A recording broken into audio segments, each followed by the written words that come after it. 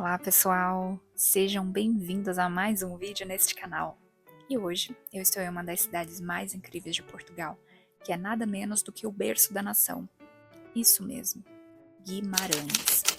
Aqui, cada esquina e cada rua tem um pedacinho da história que moldou o país.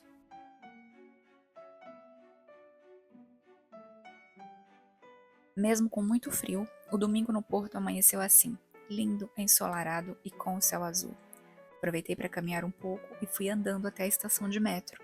O caminho é bem tranquilo e num domingo às 8h30 da manhã, vejam só o silêncio que estava.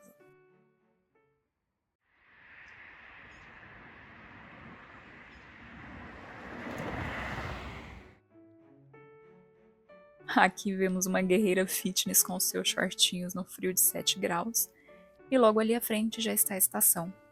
Esperei o metro, que veio completamente vazio. A viagem durou aproximadamente 20 minutos até a estação rodoviária de Campanhã. Encontrei a minha amiga e compramos os bilhetes de comboio para Guimarães. Como o trem só partiria às 10h30, tomamos um pequeno almoço tranquilamente perto da estação. E entre tantas opções deliciosas e fresquinhas, eu fui no velho pão com manteiga que eu adoro, enquanto a Áurea foi de croissant com fiambres. O nosso comboio saiu pontualmente às 10h30 e à medida em que fomos nos afastando do porto, imergimos cada vez mais em uma paisagem rural, cheia de vilas, vinhedos e campos agrícolas. Chegamos em Guimarães exatamente 1 hora depois e fomos caminhando para o centro histórico. A cidade é patrimônio mundial da humanidade e ocupa um lugar de grande importância na memória coletiva do país, sendo essencial na formação política, cultural e social de Portugal.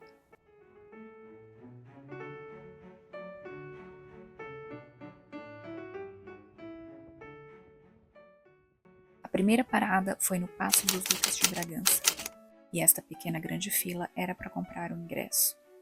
A visita ao castelo e ao Paço dos Duques tem o valor de 8 euros, mas os cidadãos portugueses e os residentes não pagam, então os nossos ingressos custaram 0 eurinhos.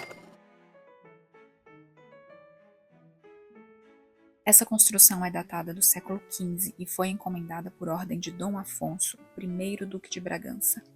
É um exemplo marcante da arquitetura medieval portuguesa, com algumas influências francesas. Tem traços góticos com influência da arquitetura senhorial francesa, especialmente nas chaminés altas e cilíndricas e nos pátios interiores. O edifício serviu como residência nobre e, após um período de abandono, foi restaurado no século XX. Hoje funciona como um museu, abrigando móveis, tapeçarias, armas e arte sacra. Além disso, é usado para eventos oficiais do Estado. Algo que me marcou muito nessa visita foi ter encontrado, por acaso, a obra original Cordeiro Pascal, de Josefa de Óbidos, nesta sala de comer. Esse quadro me é familiar desde criança, quando eu o vi em um livro, mas eu desconhecia que a autora era portuguesa e que estava aqui, tão perto de mim. Concluída a visita ao Paço, partimos para o castelo, que é um dos monumentos mais emblemáticos de Portugal, considerado o berço da nação. Como vocês podem ver, o vento estava congelante e a temperatura caindo cada vez mais. Frio. A gente vai brincar na neve. Nossa, a Frozen tá solta aqui. O castelo foi construído no século X por ordem da condessa Mumadona Dias, no intuito de defender a região do ataque dos muçulmanos. Também está associado ao nascimento de Dom Afonso Henriques, o primeiro rei de Portugal, que eu já vou contar melhor sobre ele daqui a pouco. E embora careça de fontes confiáveis, acredita-se que Afonso tenha nascido aqui por volta do ano 1109. O castelo tem um estilo românico militar e tem a planta em forma de escudo irregular. Conta com 7 torres interligadas por muralhas com caminho de ronda, e a torre central, que é chamada Torre de Menagem, tem cerca de 28 metros de altura, onde o vigia tinha a melhor visão do território. É permitido aos turistas caminhar pelas muralhas e também a subir a Torre de Menagem, e além disso, algumas torres também contam com exposições sobre a história da fundação de Portugal. A vista lá de cima é linda e dá para ver a cidade de Guimarães inteira. A temperatura nada agradável fez com que não nos demorássemos muito lá em cima. E como já podem ver, o souvenir que eu levei do topo do castelo foi uma coriza intensa. Olha pra câmera.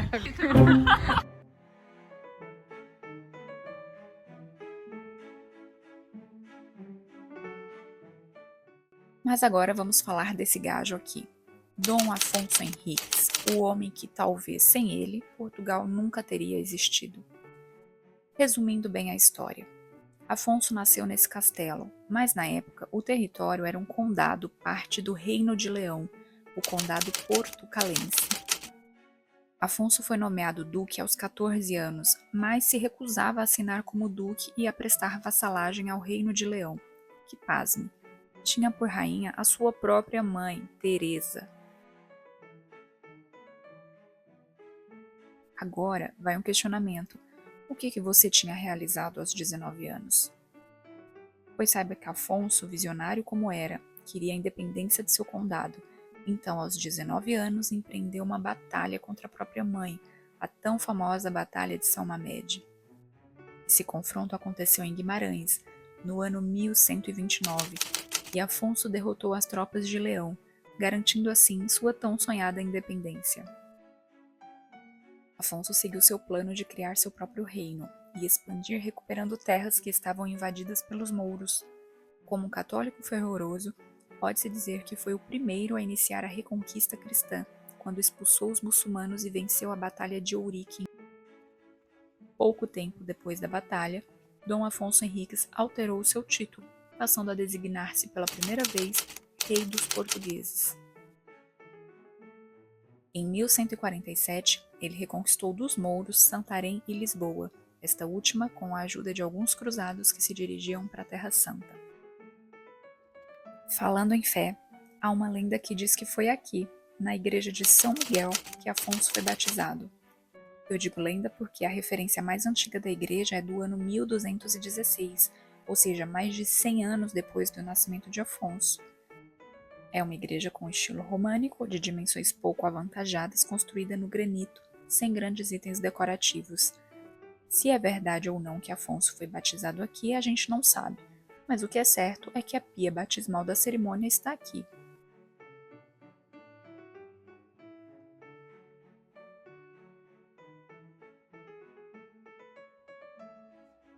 Depois das 2 visitas, fomos caminhar mais um pouco e procurar um lugar para almoçar. Paramos neste sítio chamado Chinechita, e apesar do frio, o aquecedor externo que puseram em uma boa taça de vinho aqueceram um bocado. Escolhi uma massa e a Áurea uma pizza, mas confesso que a comida não surpreendeu. Não sei se foi pelo dia frio ou por ser um dia de feriado, mas a cidade estava relativamente vazia. Lembrando que, quando eu digo vazia, eu me refiro a não estar com excesso de turistas, de maneira que conseguimos caminhar tranquilamente. Esta aqui é uma típica lojinha de souvenir com precinhos de herdeiro. E olha quem também está em todo canto, até no ímã de geladeira. Ele mesmo, Dom Afonso.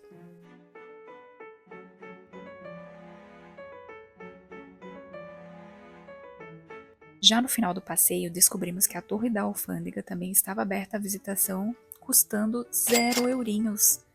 Subimos até o topo e de lá tivemos essa vista linda de toda a cidade. E lá no fundo, vejam só, estão eles, o Paço dos Duques e o Castelo de Guimarães.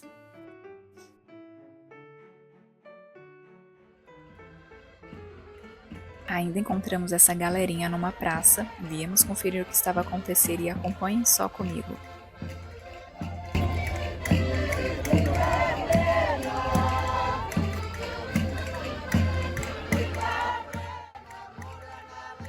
Um mini baile a céu aberto, com direito a maestro e tudo.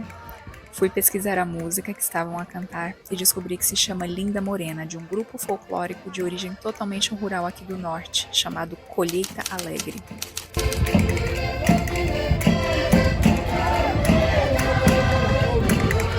E por sinal, a música completa é belíssima, sugiro a vocês que busquem a letra depois. Deixamos os dançarinos e, aos poucos, o sol foi descendo atrás das colinas e a cidade começando a silenciar ainda mais. As ruas que durante o dia abrigaram passos, vozes e vida foram aos poucos se esvaziando. Os becos de pedra, as arcadas antigas, os muros de granito, tudo entrava num estado de quietude. O frio se tornou mais intenso, deslizando pelas pedras do chão, como se fizesse parte da própria paisagem. E então, as luzes dos lampiões se acenderam. Guimarães conta uma história em cada rua, em cada edifício, em cada praça.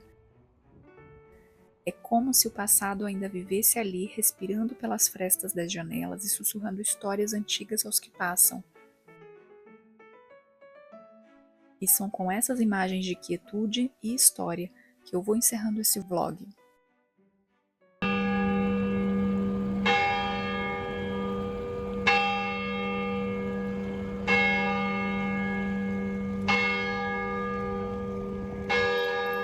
Espero que tenham gostado, deixem um like, se inscrevam no canal e se tiverem oportunidade, não deixem de conhecer Guimarães.